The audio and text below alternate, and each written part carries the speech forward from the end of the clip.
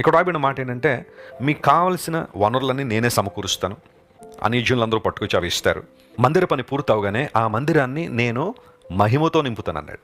యూజువల్గా మనం ఏదైనా మందిరం కట్టగానే లేదా ఒక ఆలయాన్ని నిర్మించినప్పుడు ఏమి వాటిలో ఉంచాలి, వేటితో దాన్ని అలంకరించాలని చాలా మదనపడిపోతుంటాం. ఎన్నెన్నో గొప్ప గొప్ప వస్తువులు దానిలో ఉంచాలి, డెకరేషన్ చేయాలా, ఇంటీరియర్ బాగా చేయించాలా, ఆ తర్వాత చర్చ్ పైన ఏం పెట్టాలి, ఇలాంటివన్నీ చాలా ఆలోచన చేస్తాం. That's okay. కానీ అవన్నీ ఉండి కూడా దేవుని మహిమ అక్కడ లేకపోతే ప్రయోజనం ఏంటి? చచ్చిపోయిన వ్యక్తిని అలంకరించినట్టుగానే ఉంటుంది కదా, అంతకుమించి ఇంకేముంది? ఒక చనిపోయిన వ్యక్తిని ఎంత అలంకరిస్తే ఉపయోగం ఉంది, ఎంత అలంకరిస్తే ప్రయోజనం ఉంది? బతుకున్న మనిషికి అయితే ఏం చేసినా దానివల్ల ఉపయోగం ఉంది, కానీ ఒక చచ్చిపోయిన వ్యక్తికి అలంకరణ ఎంత చేస్తే ఉపయోగం ఉంది? జీవం లేకపోతే, సంఘంలో మందిరంలో దేవుని మహిమ లేకపోతే భౌతికంగా ఎన్నుంటే దానివల్ల ప్రయోజనం ఏంటి?